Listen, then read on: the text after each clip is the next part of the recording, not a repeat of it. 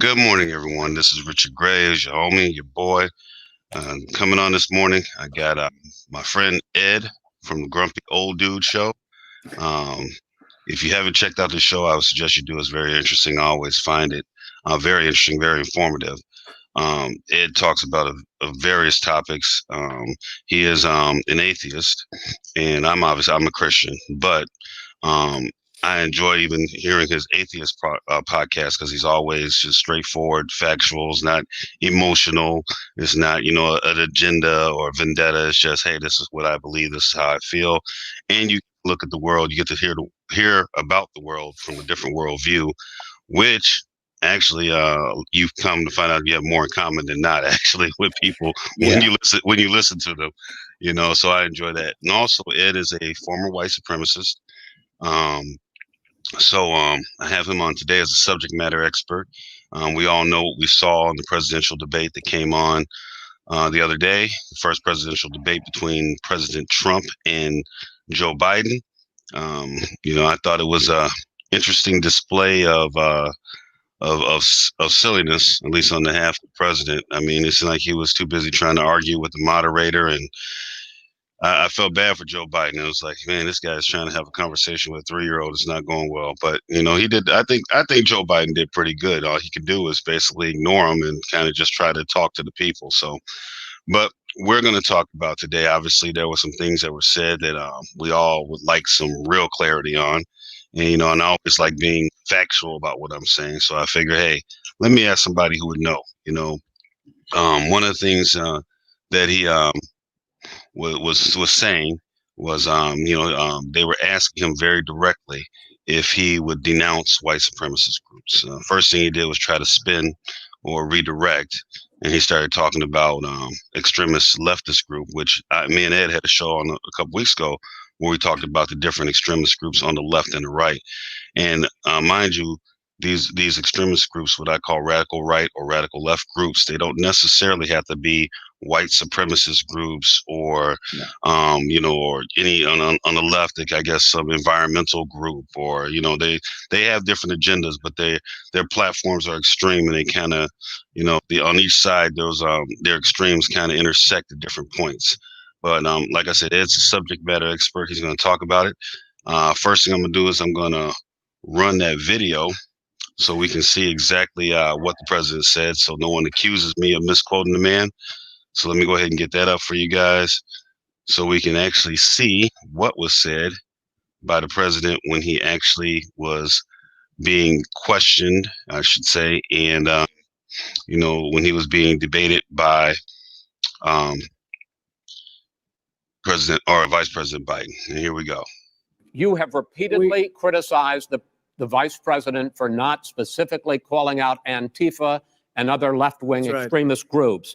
But are you willing tonight to condemn white supremacists and militia groups and to say that they need to stand down and not add to the violence in a number of these cities, as we saw in Kenosha and as we've seen in Portland? Sure, are you I'm prepared willing to do specifically that, do it? Well, go ahead, sir. I would say almost everything I see is from the left wing, not from the right wing. So what are you saying? I'm willing to do anything. I want to see peace. Then do it, sir. Say it. Do it. Say it.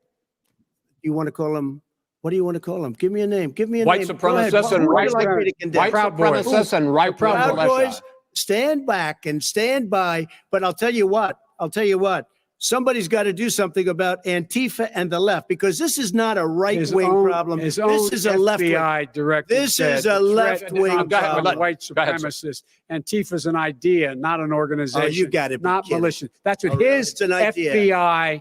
FBI director said. Well, then you know what? We're done, sir. We're moving on to the next. We're moving. When a bat hits you over the head, that's not an idea. Everybody in your administration tells you the truth has a bad idea. Can I tell you what? You have no ideas. Antifa is a dangerous, all right, radical gentlemen, group. We're now moving on to the Trump and Biden records. They'll overthrow you. When a president, I'm going to. All right. I hope everybody was able to hear that. That was my first technology attempt. That sounded good.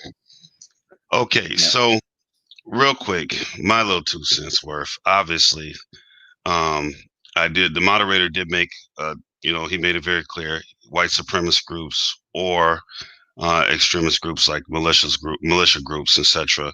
Now he lumped them all up together. Obviously, there are some differences. I'm sure there's some militia groups and other right-wing groups. Some may be white nationalists, some maybe not. Some maybe think they are patriots, for lack of a better term. But they're all on the right.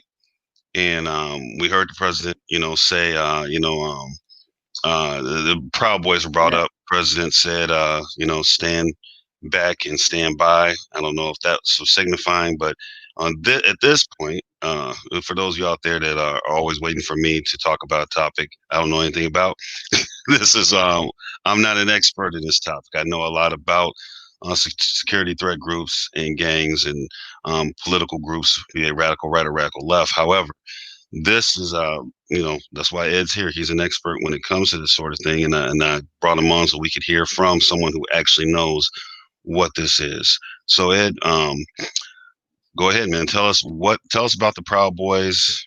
Tell us about how they differ, or what they're really like. Who they really are. Okay. All right, the Proud Boys. So far for me, they've been an enigma. This group is all over the place. They are very misogynistic. I will say that. They do not include women in their militia groups. They're strictly a men's group. They have all kinds of weird rules in order to be an actual member. Anti-masturbation rules and all kinds of other stuff. So, yeah. I will not call them a white supremacy group at this point. And I'll get to that. Okay. This started as a joke in a magazine that was run by Gavin McInnes. Anybody who's not familiar with him, Gavin McInnes was a writer and a failed comedian from Canada. But he did run a magazine. I can't remember the name of it. I don't know. I'd have to look that up, but it was some offshoot magazine that a lot of, alt-right groups subscribe to or whatever.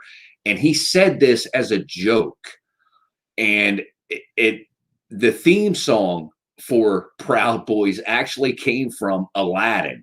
Wow. It literally was a joke.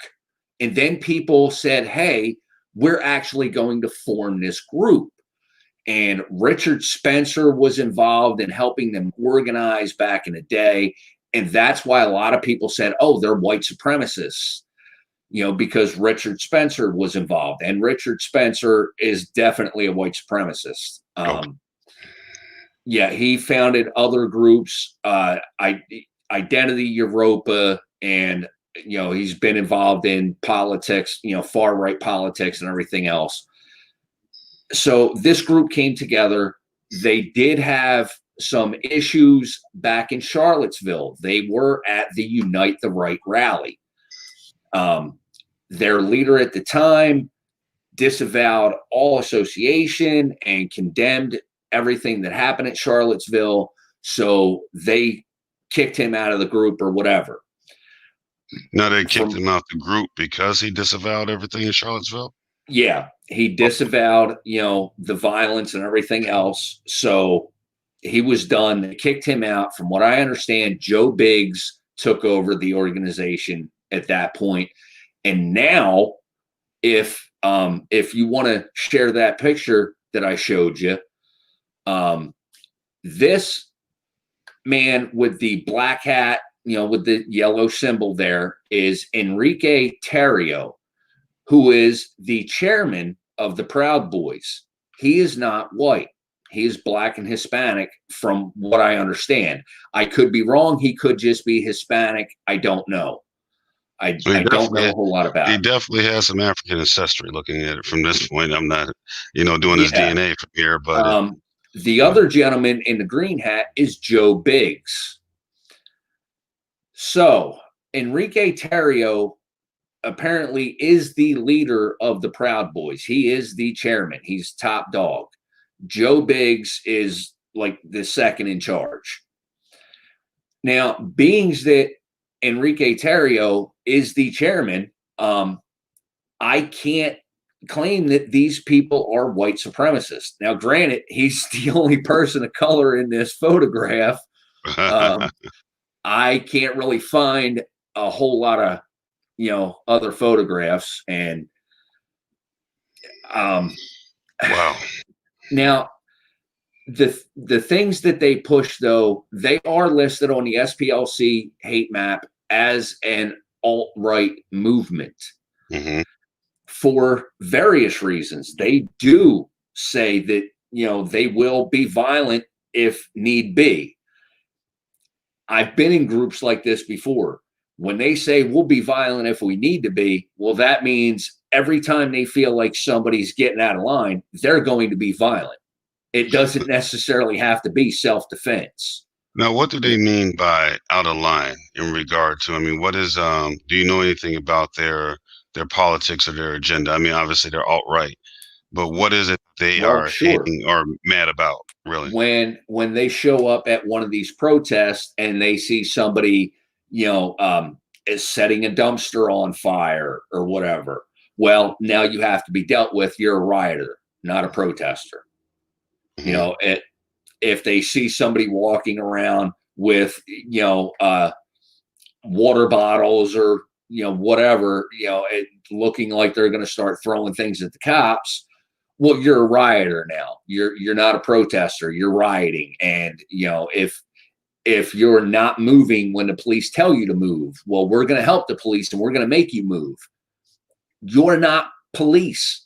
You're a militia. You're not cops. Quit trying to act like you can control, what happens in this narrative.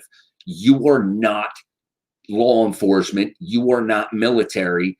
You are a bunch of guys getting together with guns, trying to act like you're tough, for whatever reason.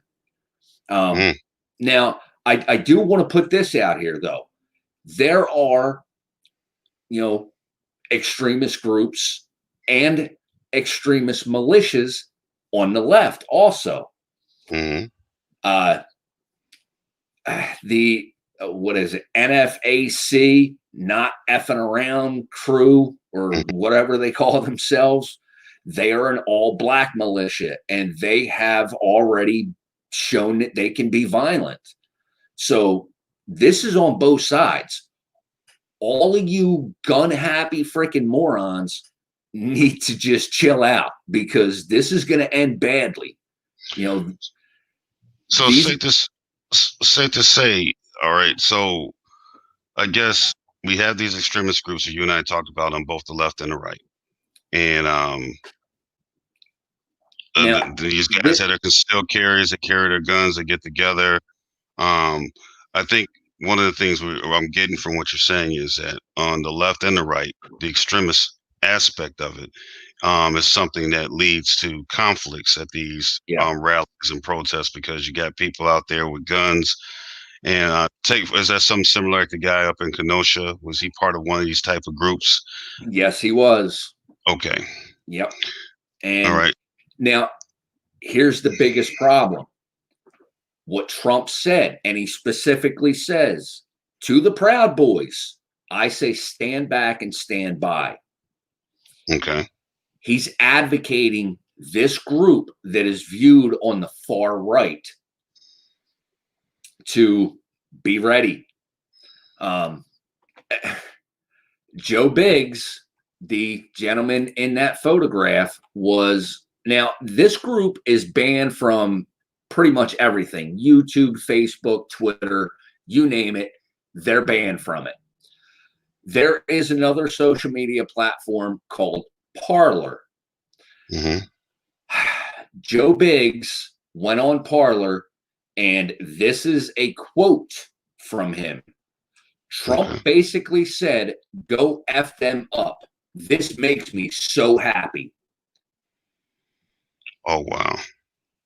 That's a scary thought. Okay, so with these militia groups, I know I'm familiar with some of the white supremacist groups. Obviously, you're a lot more familiar with them than I am. How would some white supremacist groups view the Proud Boys? Wow. Some of them may view them as allies, simply for the fact that they, sort of push the same narrative, and they want to go against Antifa and BLM and stuff like that. Other groups would, not want anything to do with them simply because Enrique Tarrio is their chairman, and they'll be like, hey, that guy's not white, and they wouldn't want anything to do with them. But there are, like I said, other groups out there that would say, hey, we can use them. Let's go ahead and, make friends with them, make the peace with them because, well, they can help further our narrative. They can help us fight against our common enemy. I see. So, but they are definitely part of the extremists, or what we call the radical right. Yes. Is what you're saying. And so it is suffice for me to say that I think the president of the United States being very irresponsible by trying, kind of giving these guys a green light, basically saying, hey, stuff goes down, you guys need to be ready to go down with it. That's what it seems like he's saying to me,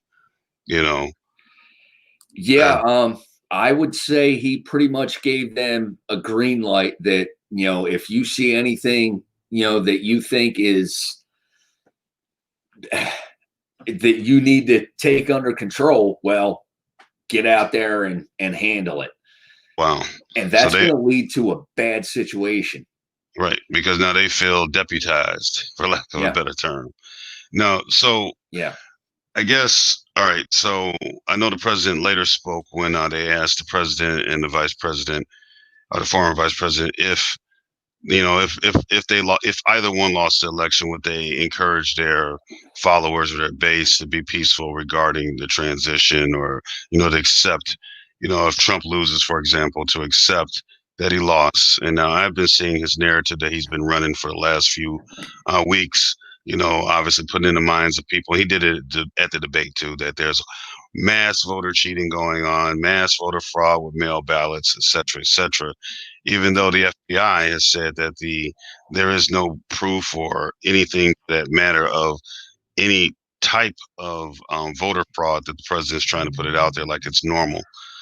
And I guess he's saying that he ain't going out easy. If he goes, if he loses, he's going to say it was cheating on the part of the left, that it was cheating, and that he's not going to tell his people to fall back. He's basically telling them to jump in and do what you got to do to take the election back. Now, maybe I'm wrong, but how did you interpret that? Yeah, he has said a couple of times that, oh, it was a joke. It was a joke. But you keep repeating it. If it's a joke, why do you keep saying it, knowing how people are viewing this? Right. It's not a joke anymore. You're green lighting these extremists to say, hey, if they say I lose this election, I'm not leaving, and I need you to back me up. That's what you're telling them. And that's going to start, a bloody battle in this country. That's going to start a war. Mm-hmm. And then you and I talked about this, the extremists on the left and the right pushing us towards this conflict that we really don't need. And the president of the United States, as the leader of the free world, is advocating it. That's he's kind of to play devil's advocate here. I'm also going to speak out against Joe Biden for not speaking out against Antifa. Granted, they are not an organization. There are groups of Antifa that band together, but they do not have an organizational structure like the Proud Boys. Mm-hmm. At the same time, these individual pockets of Antifa have caused violence. And I will challenge anybody to debate me on that. I don't care what you say. It's been proven. Now, there have been, people from white supremacist groups that have infiltrated Antifa groups. and started up some violence at the same time. But there have been individual acts of violence committed by people known to be Antifa, and Joe Biden did not denounce Antifa. Right, I guess he kind of pivoted too. I mean, when you and you and I discussed this, and Antifa, like we said, is not necessarily a group like the Proud Boys are. However, it's a movement, it's a ideology on the left. I think that what makes this gets worse, like you and I discussed, is we see these obvious extremist groups on the right. They're a little bit more organized in some cases and out there and more vocal. The ones on the left are a little bit more clandestine as regard to how, but the left has a philosophy when it comes to any organizational being happening. They believe in that organic growth, like when we look at the 99%. They don't have that's one of the problems I said Black Lives Matter has. It doesn't have really readily identifiable leadership. Someone you can just pull out and say, this guy's in charge. What do you say about this? And you can make a statement. You have various people saying whatever they're saying and doing whatever they're doing towards a certain agenda. It's kind of more freestyle, whereas the right's a little bit more focused when it comes to their organization. I think that when Vice President Biden, he did pivot from it a bit. However, he did unequivocally say violence is not acceptable, though. Right. And I mean, even if he didn't call out Antifa per se, he did say violence is always unacceptable. Why do you think the president couldn't have said something similar or didn't say something similar? I mean, you got one guy that says violence is clearly unacceptable. And then you got the other guy telling people to stand up or stand back and stand by. And he never said, by the way, I denounce, the white supremacist groups or the white nationalist groups. I don't support them. I believe he didn't say it because it's a part of his base that he utilizes. What are your thoughts on that? Yeah. Not only that, that's pretty much what I was going to say, but you already said it for me. And not only that, I think Donald Trump does have his own racist views. I mean, certain things he said over the years are, a lot of things that I used to say back when I was in the white supremacy movement. It's eerily similar, and and not only that, I want to make sure I put this out there. I consider myself Antifa because Antifa means anti-fascist. It's that simple. I'm also not a communist, by the way. I don't want anybody to think that at the same time. A lot of people who identify with Antifa say they're communist. I'm not. I'm a moderate American man. I don't know any other way to put it. I believe in democracy, but at the same time, I do believe in social democracy. Right. So I denounce violence and extremism across the board. I don't care what your politics are. I don't care what side you're on. I do not advocate for violence or extremism in any manner, shape, or form. For Trump to not speak out against the Proud Boys and white supremacy, and like Joe Biden pointed out, his own FBI director told him white supremacy is the biggest threat facing this country right now. And Donald Trump calls him a liar, says he doesn't believe it. That explains a lot. I don't know if you follow my little Facebook page, but I was discussing some things with some people who just call themselves conservative, even though I think the term conservative is being bastardized to mask, having these type of white nationalist or white supremacist views or extremist views, even if they're not extremist radical right-wing views. My thing is, I think that a lot of white Americans, particularly conservatives or Republicans or people on the right, they have a problem accepting that these white supremacist groups or white nationalist groups are actually a problem. They posit some of the similar things that the left does. That is simply a bunch of, guys out in the backwoods, with some beers, and they always show the guy with the beer belly and the Confederate flag. Oh, we're not afraid of this, blah, blah, blah. And I'm not, of course, saying people should be afraid of anything, but I'm saying that it's much more serious. Now, this is where, from the STG perspective, I've learned this is very serious. As a black person, when I say this, I get from people on the right, particularly, oh, you're overstating it, or oh my God, it's not that bad, blah blah blah. Can you tell us, as being formerly a white supremacist involved in white supremacist organizations, how bad and how ingrained is it for real? I'm going to use my former religion as the perfect example for this. I was a creator. I followed the religion of creativity founded by Ben Klassen. It is a white supremacist religion. Although they are atheistic in nature, they do not believe in any god or gods, devils or demons or anything like that. They believe that their race is their religion, specifically the white race. Mm-hmm. Now, a lot of people say, oh, these supremacy groups that you talk about, they're just fringe groups. Like you said, bunch of guys, out in the woods, whatever. Creativity, you do not drink alcohol. You keep a strict diet. You stay in shape by working out daily. You practice, with weaponry, and you learn how to fight hand-to-hand combat, things like that nature. This is not a fringe group because, for one, there are thousands of members here in the United States. There is a Creativity England, so they're in the UK. There are also creativity groups in Germany, France, Belgium, Brazil, Australia, Canada, Russia. They are worldwide. That is not a fringe group. When you have thousands upon thousands of members across the world, that's not a fringe group. And that's only one example of an extremist group.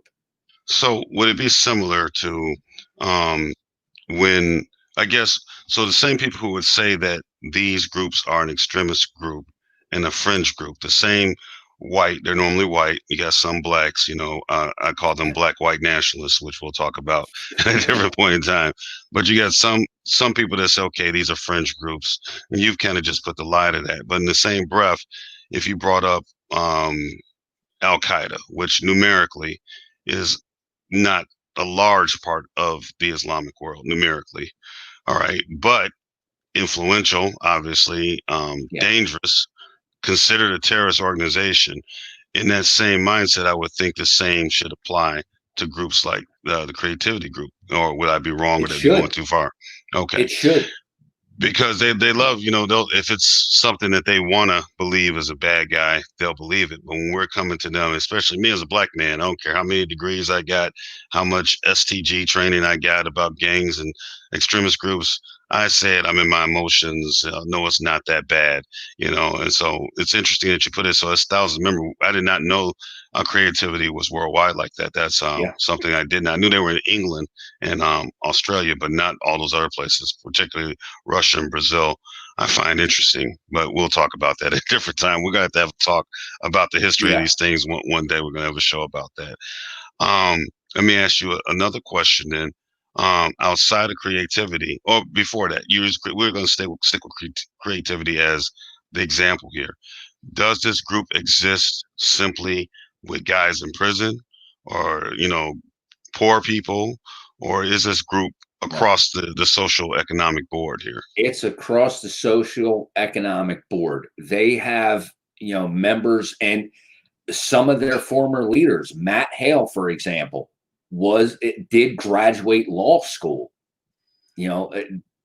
Not everybody in this movement, comes from a poor neighborhood or anything like that.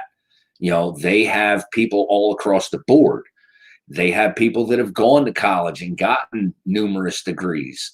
They have members in prison, of course, which is where I was introduced to the creativity religion, was in prison in New Jersey. They have what they call their prison ministry, to, recruit guys like myself who usually are in jail for violent crimes and know how to throw down, like, hey, that'll make a good soldier. Let's get him, Wow.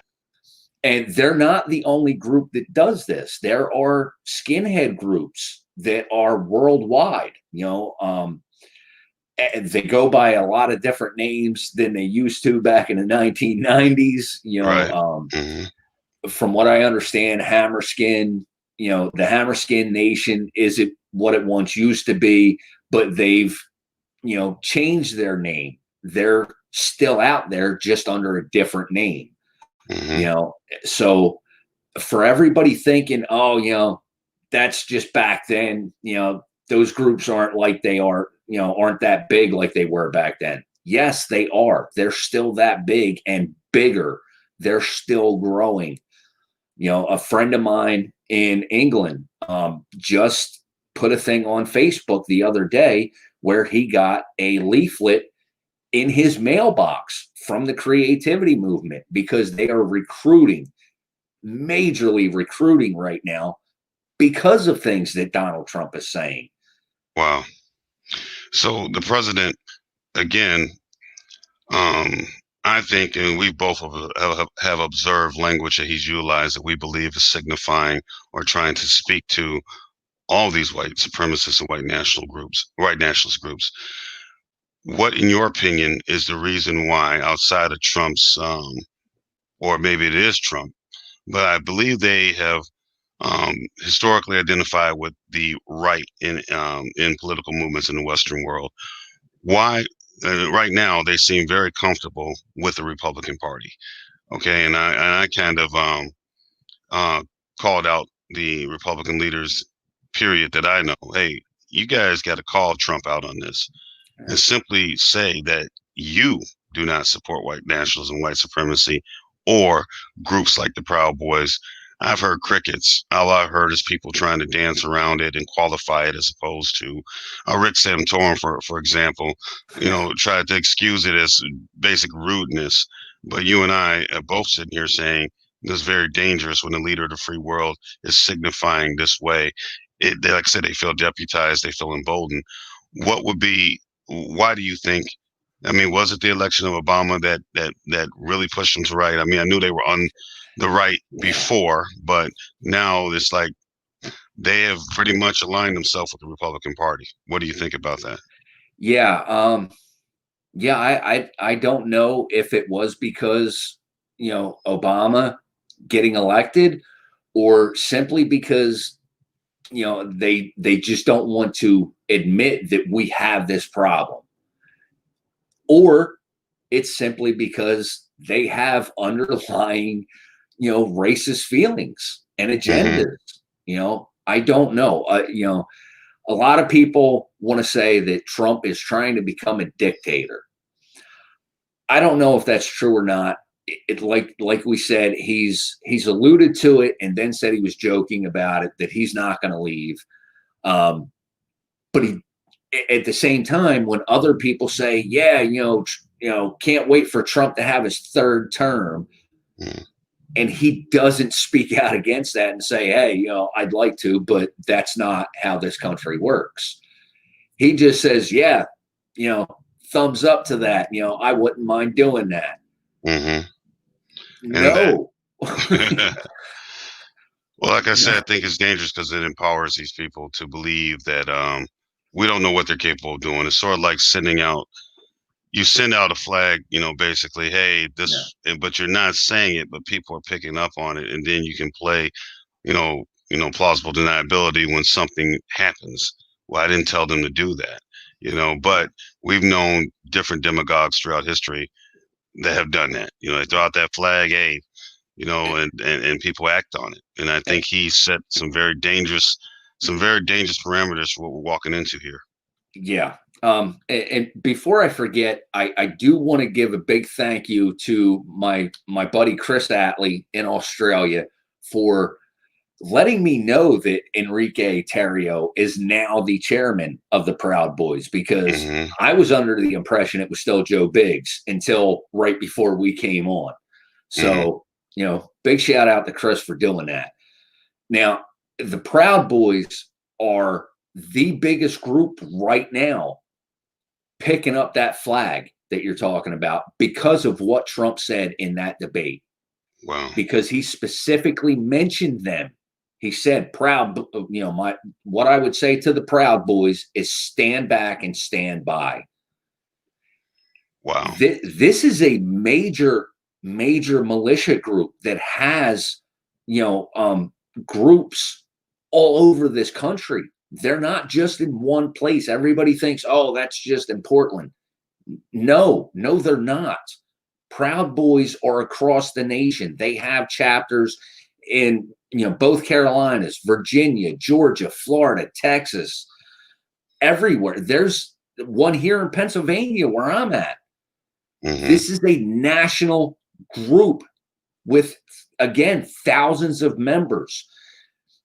Granted, there are 320 some odd million people in this country. This group only has thousands. Okay. But when these thousands of people start going down the street, firing off rounds, how many people are going to shoot back? Right. And even if they do start shooting back, how many people are going to lose their lives when they decide it's time to go to war and take our country back? Wow. You're right, because, hey, what can you do? Even if you're in a neighborhood, if you're one or two guys with guns, you're not a group. When people move like that, it becomes a dangerous situation, Especially when they have, the firepower and the training. Right, because these guys spend a lot of time, unlike other SCG groups, with some exceptions. These guys train on weekends. They're serious about their marksmanship. They're serious about their hand-to-hand combat skills. They're preparing for something. Now, I use a term that a lot of people find unreality. The term I use is black white nationalist. And let me explain what I mean by that when I say black white nationalist. You can be a white nationalist and not be white. Like I said, you can be a racist and not be white. And what I mean by that is, I remember I defined racism one time on the show, one of the shows I was on, the 13%, where I defined racism as the ability to, or when one believes they're either superior or inferior to another group of people based on skin tone. Your actions after that determine if it's individual or systemic or institutional. I have seen, and I'm going to put some names out there, people like Candace Owens, I would say, are black white nationalists. And what I mean by that is these are the type of black people that white extremist groups or right-wing extremist groups get out there to say the most anti-black things they can imagine, but they put a black face on it. It's sort of like, and I don't like doing this, but it's sort of like you saw the movie Django. I don't know if you did see Django, but in Django, Sam Jackson played a slave that worked for a slave owner, and he was harsher on the slaves than the slave owner himself. In history, you did have those types of blacks that were picked for that purpose. And I believe the reason why I call them white nationalists, Malcolm X one time said that these are a type of slave that love their master so much that if the master say he's sick, the slave goes, boss, what's wrong? Is we sick? Or if the master's house burned down, they'd be more heartbroken about it than the master themselves. And I don't like using slave imagery to compare modern African Americans, because I don't like when we call each other, Uncle Toms or Coons or stuff like that. I think that's counterproductive. Yeah. But this black white nationalists are people that have an agenda that align themselves with white nationalists, regardless if they're black or like Michelle Malkin, who's Asian, and I'm sure you have some Latinos out there that align themselves with that mess. Have you seen that in your lifetime dealing with, the right, the radical right, I should say? Yeah. Jesse Lee Peterson. Have you ever listened to anything he said? Oh man. Oh, now I'm gonna look him up now. Yeah, Jesse's an older black man, but you'd swear he was a white supremacist. And yeah, I've seen a lot of. Oh, yeah, I'm looking at him. I've seen this guy before. Yeah, I had to turn him off. Yeah. Couldn't handle old Jesse Lee. No, he was too much, man. It was like watching that Clayton Biggs Black Klansman on the Chappelle show. You know, there are a lot of white supremacists and far right or alt right people who actually promote what he has to say because, of course, it helps their narrative. Like, see, here's a black man telling you the same thing we are. Exactly, and that's what I'm saying. When I worked in gang intelligence, I would sometimes review magazines and literature. There was one from a white supremacist group that would come to the white supremacists where we're at, and it was from I think it was from Pennsylvania or somewhere like that, and they had a section. An African American section with African American writers talking about this is one of those separatist groups, so their agenda is a little different, obviously, than annihilation. But they had a section there where African Americans were talking about, separating and of course things that black people need to do to be better, et cetera, moving back to Africa. And so it is promoted that I've seen that type of thing promoted by white supremacist, white nationalist groups, as long as it's in agreement with their narrative.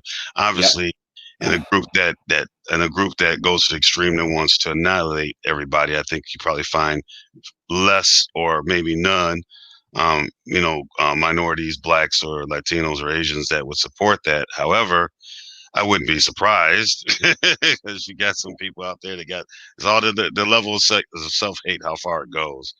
But yeah, I just wanted to clarify why someone like this individual who was in the Proud Boys, who's a leader, because unfortunately, radical right-leaning politics, there's a lot of racial superiority, racial purity from the extent of saying, they equate whiteness with Western civilization.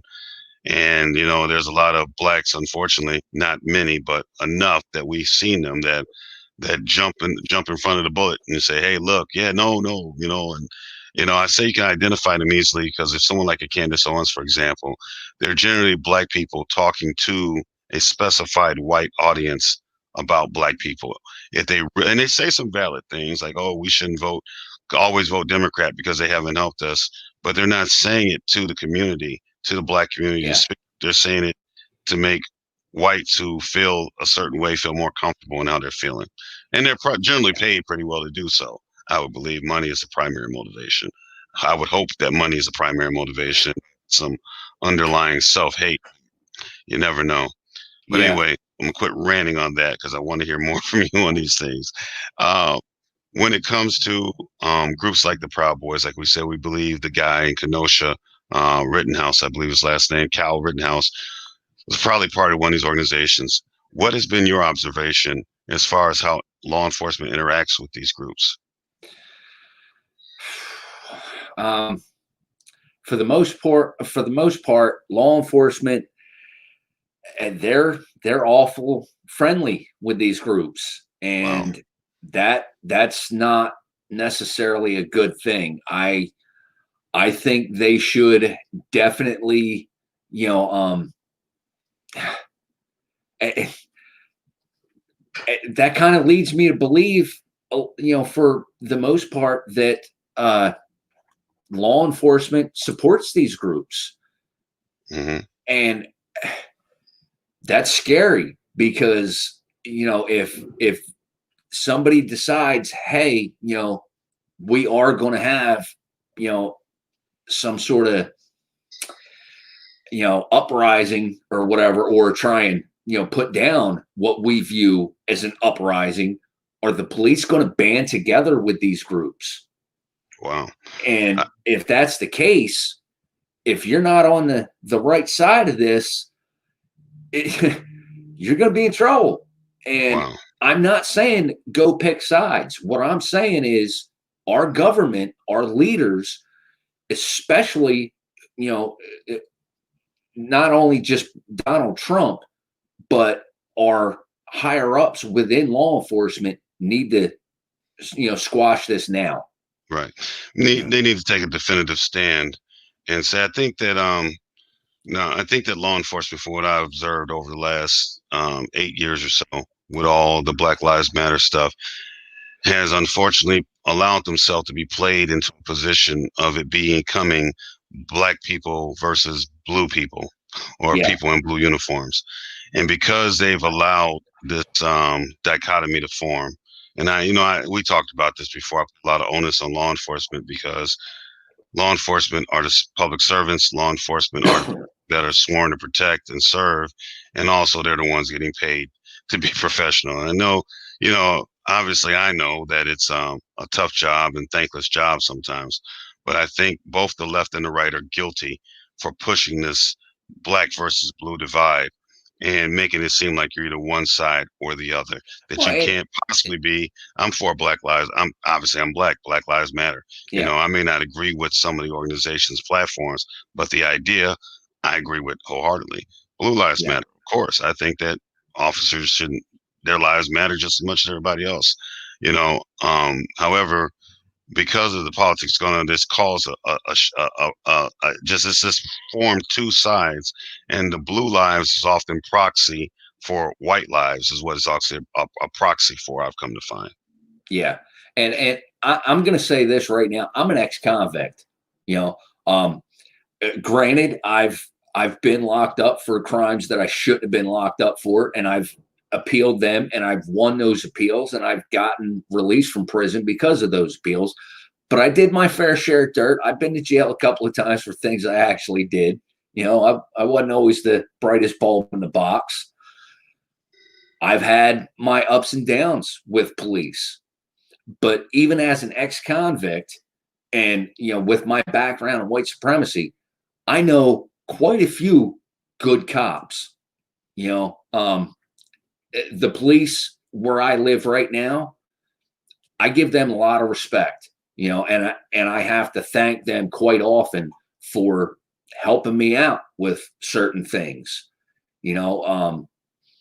Not all cops are bad. This whole ACAB thing, all cops are bastards or whatever. No, right. I'm not going to support that. Well, I think it adds fuel to the fire. I mean, obviously, definitely.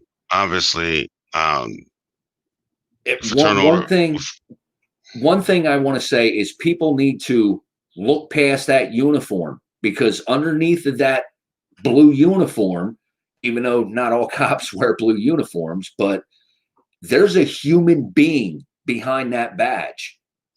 They're still human beings, and if you want to look at it this way, view police as just another ethnicity, as black, white, Spanish, Asian, whatever.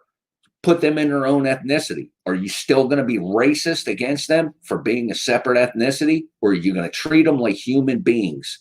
Because when you start treating them like human beings, they stop being so rough with you. Okay, well, that's interesting perspective coming from you. Again, it's better coming from you than me, because people will take it a certain way. Obviously, I'm a member of the FOP. FOP has lodges. We have different lodges. Let me ask you a question. Mm-hmm. Now, you work in a prison, correct? Correct.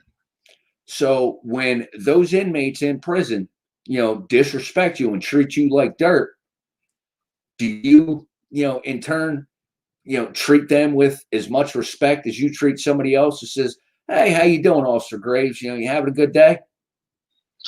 I think, in my experience, if someone comes to you the wrong way, at the very least, all they're going to get is bare minimum from you, at the very least. Whereas if you're interacting with an offender or inmate or convict, whatever you want to call it, if you're interacting with them, normally what I've come to find, if you give out some positive, you're going to get some positive back. And at the end of the day, I do find it interesting in the prison environment. Pretty much it's a man-to-man situation. Exactly. if you come to somebody straight up like a man, they're going to come to you like a man, and you're generally not going to have any problems. Of course, it's still prison. You got, people, STGs, people decide one day they want to do a hit. It's going to happen. It's prison. But as far as the day-to-day interactions, I do hear what you're saying. When I'm working in a prison environment, or when I've worked outside the prison with the general public in law enforcement capacity, you're gonna get what you what you give is what you're gonna get. I always, of course, tell officers, hey, you got to go there first with respect, because you're the one coming from the position of authority. However, yeah, I always tell people, generally, if you start off a certain way, you're going to create a scenario where, at the very least, with the officer has some discretion to let you go. Now you done locked yourself up, or you done wrote yourself that ticket. So it gets like that. So I agree with you. Interactions between human beings need to be that, first and foremost. We got to meet each other at a human level. If you want respect from the police, you have to give them respect. You can't approach the cops and be like, "Oh, you scumbag, I ought to, bash your face in." Well, now that cop is going to be on the defensive, and he's going to keep you at a distance. And if he can't keep you at a distance, well, you're going to jail. Yeah. And you can't blame the police for that. You did it to yourself. Absolutely. Well, people don't want to hear that narrative. Yeah. Honestly, I mean, the International Association of Chiefs of Police had done a survey, and this really comes down to what the problem with law enforcement in the African American community is. It's a historical one, obviously. Like I told you before, the police have always been the face of negative policy against African Americans, negative government policy, be it slave codes, be it black codes, be it Jim Crow, be it segregation in the South or even in the North, because Chicago is quite segregated, and the police enforced those lines of which neighborhoods you could not go to. So that alone is going to make, the setup. I told you I went to an FOP meeting. I was talking to some individuals in FOP, and one of them asked me, why do black people all of a sudden hate the police? I'm like, all of a sudden, where have you been? It's one of those things we don't, as a black man, I was taught early on, don't trust people, don't trust the police. I was also taught to be respectful, and if you have a problem, bring it back to your parents and deal with it. We'll deal with it in court. But I was also taught not to trust them because they don't like black people. And unfortunately, with the current political realities, what we've seen go on with the murders like a George Floyd, or and I'm not going to go into every individual situation, because I think all those situations are different, and I think throwing them all together actually obscures what the actual problem is. I think Donald Trump actually spoke against something that actually deals with the actual problem. The actual problem, I believe, is just racial bias that's inherent in our society, and it carries over when people become law enforcement, and it multiplies when you add a siege mentality of us versus them, the police being at war against the citizens, or a war against crime. So that's one of the things I hope that changes within law enforcement cultures, this idea of war, because I think I mentioned before, was it Sir Robert Peel who started the Metropolitan Police in London, which is the forerunner and the basic blueprint of police forces in the West, particularly the United States and large metropolitan areas. When he recruited police, and he did recruit them from the military a lot. However, that's why police traditionally have blue uniforms, because the military in the United Kingdom, the British Royal Army, wore red. He wanted to make a clear distinction between a peace officer and the Royal Army, and the fact that they are served and protect the public in a way that's very different than the military, and they were not different than the average citizen. They were the citizen, so that was the point. I think that's been lost over the years. I think there's been a lot of politics that have pushed this narrative of war, when police have a shield, military has a sword. The shield is to protect, a sword is to defend, offensively. And I think that people need to understand that. As a member of the FOP, and I'm not speaking officially as a member of the FOP, I'm part of the fraternity. So just like with Masons or anything else, there's different lodges with a whole lot of real different politics. Our lodge may have some similar politics, some different politics than an inner city or a big city lodge. And those lodges usually are their labor union as well. So that adds another level of how they're going to represent their membership. I'm not making any excuses to anybody. I'm just explaining this is how it works. But in any case, I think it should be, I'm going to, ask if anybody from the FOP is listening, or when I speak to them, we do need to have a real, if the president's not going to denounce the Proud Boys, we need to, law enforcement needs to make it very clear that they're not us. We're not with it, because unfortunately, I think with that kid Kyle Rittenhouse, how he just walked through with that AR, that right there should never have happened, and I think that goes to show some of the, where you alluded to the fact that law enforcement might be giving these guys a pass, and you can't give these guys a pass, because you get bad things happen to people walk around with weapons. When law enforcement comes into contact with these groups, they need to start checking to see if everybody there is carrying legally. Because if they would have did that, Kyle Rittenhouse wouldn't have had that weapon on him that night. He wouldn't have shot anybody that night.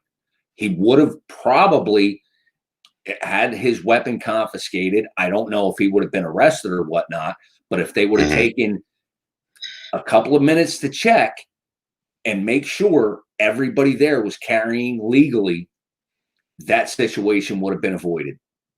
Absolutely. Stop letting them just walk past you and get into these confrontations. As you said, police are there to protect.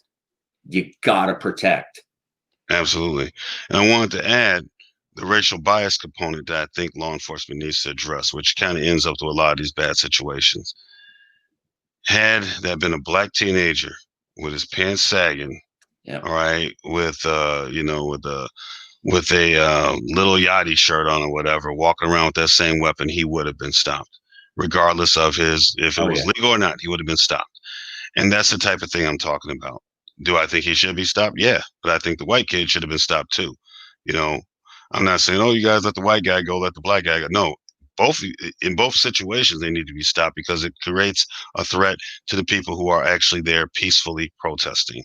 And it creates scenarios where you can have white nationalists or white supremacists slip in there, or radicals on the left slip in there, and they're acting one way, and then they set some stuff off to make everything jump off. And we both talked about that has happened. And law enforcement just needs to, and I'm not saying, and if the FOP ever did say that they don't support these guys, reissue the statement, please, because this would be a good time to reissue that statement. Our particular lodge, obviously supports, the idea of Black Lives Matter, the idea of obviously racial bias being gotten rid of. I can't speak for, anyone else, but I believe it's safe to say most police agencies, most police organizations do agree with that. But I think you need to be more vocal about that, because right now, law enforcement is looking kind of suspect to people, so get out there, get ahead of the narrative and tell people how you really feel, as opposed to letting groups like the Proud Boys write your narrative for you, So. Yeah, definitely. All right. Is there anything else you want to add, Ed? I don't want to, because you have a lot of information here that I'm sure a lot of people have not heard or not been privileged to. The only thing I want to add is I don't know if Enrique Tarrio is just a face for the Proud Boys to try and, distance themselves from being called white supremacists. I don't know. Like I said, they're an enigma,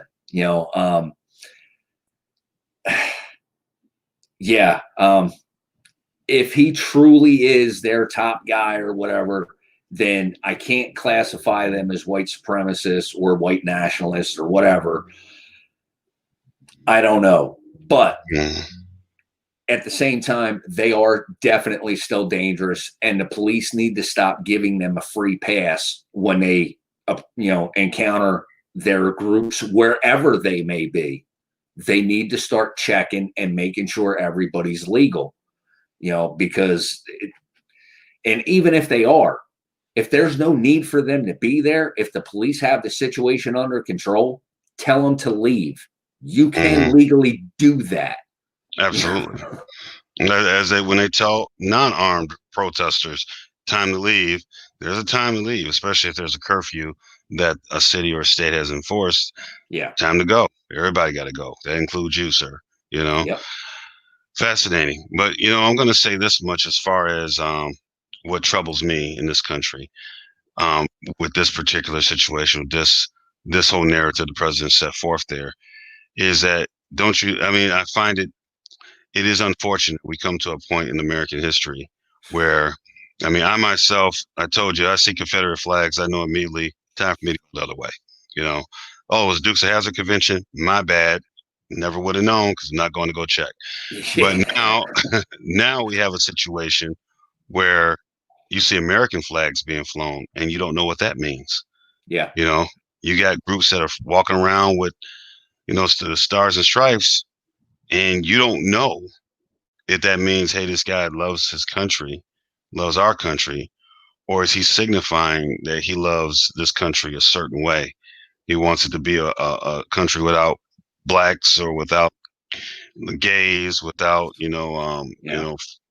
people who believe women should get paid the same as men. It's really sad that this is what it looks like, where people hear, if someone yells America, you don't know what that means anymore. It's scary that we've gotten to this point, but unfortunately, I believe our president has helped us get to this point, that we are at a very tense point in American history where we could literally have a civil war. We literally could have that,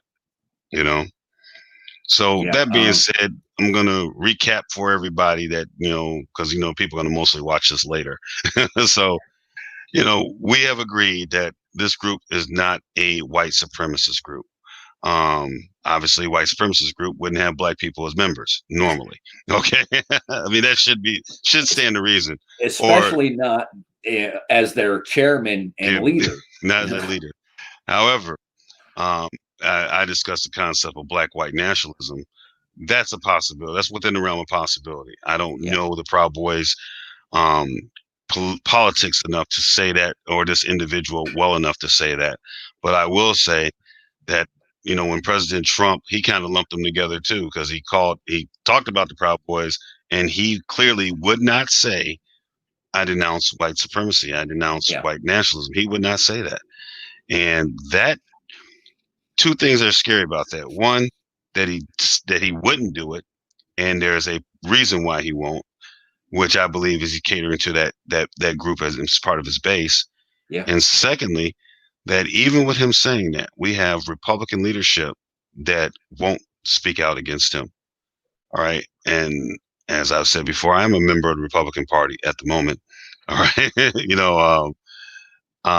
I intend to be until this election to see what happens at the end of this election.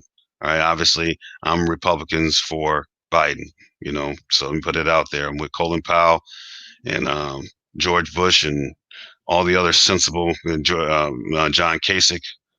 Hey, we're voting for Biden. Trump's got to go. This is one of the reasons why he got to go. This is beyond Republican and Democrat, or left and right. This is now right and wrong. And this is a guy who is obviously, at least he's signifying, dog whistling, as they say, to white supremacists and white nationalists. And I just think that for a president of the United States to be doing it, for the leader of the free world to be doing that, that should be unnerving to anyone with any common sense. And more importantly, I'm disturbed that he's still going to get a significant vote base out of this.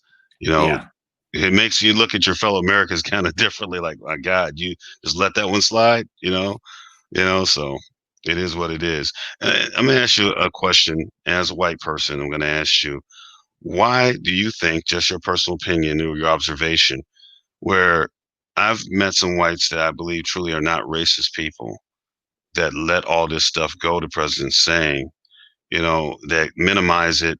They minimize it normally. They try to say, well, that's not everybody. That's not most people, blah, blah, blah. Why, in your opinion, do they just ignore it and not confront it, or not at least say, look at it for what we're actually seeing here? Yeah.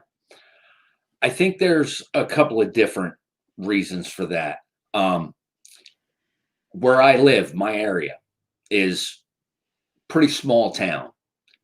You don't see skinheads and, stuff like that around here. It's a very religious area. There are 18 churches within a 5-mile radius. These people, aren't inherently racist. And we got another surprise guest, my wife's puppy. That's fine. But anyway, they're not inherently racist. And I think part of the problem with them not seeing this is exactly that. They don't see these groups.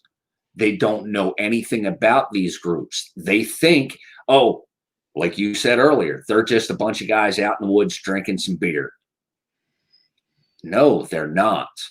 I think we need to really get the message out there that, the FBI tried to tell President Trump, white supremacy groups are a major threat. And I don't think most common Americans realize that. They're so consumed with all this, crap on the news, talking about the rioters and protesting and this, that, and the other thing. Nobody's focusing on the real danger to this country, the actual threat that's just lying in wait, because nobody sees them. Wow. All right, my friend.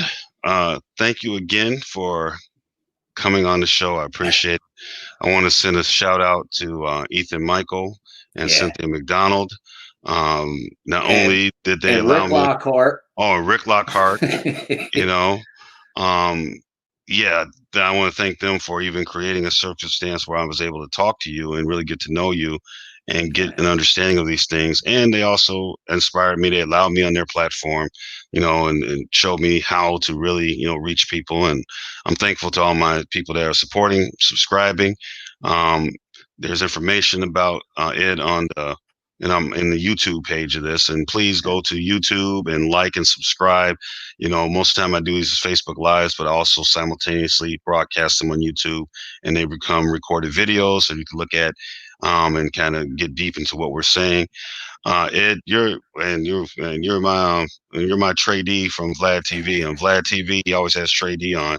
You're my guy, because we just have. I like having these conversations with you, and there's a couple more I'd like to have. We'll talk about that later. Where I want to have one where we talk about religion, actually, because I rarely find atheists that I can actually talk to about religion. No, from the standpoint of, okay, I have a faith, you don't, but let's talk about the history of religion and how it affects the world positively, negatively, why you chose to be an atheist, why I chose to be a Christian, and it actually be a conversation where people actually learn something from, and we don't resort to name calling each other, or, or you're stupid, you're not smart. No, it's like we have, it's something we can talk about, obviously, but that's a different thing. But I also want to have a show as a historian to talk about the history of some of these white nationalist groups and white supremacy groups in America and how we got to where it was. I think maybe I'll do it where you'll talk about that, and I'll give some history about some of the other STGs and gangs in our country, from in the Chicago area. I'm familiar with the history there.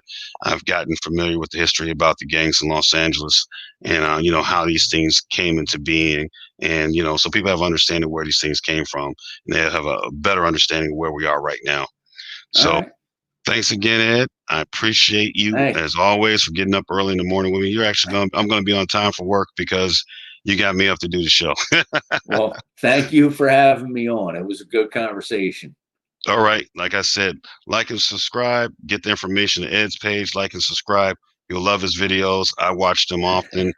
I always find him entertaining, and he is straight up. He's gonna give it to you straight up. It's not gonna be no chaser needed, man. He's going with it, and I appreciate that. So thanks again for coming on. Let us know who these Proud Boys are. Now we're operating with information, and yes, and just so anybody's clear, we're disturbed that Trump said that even though they're not a white nationalist group per se, they are part of the alt-right, and the way Trump signified is a dangerous thing. So we'll talk with you all later. Thanks again. Peace.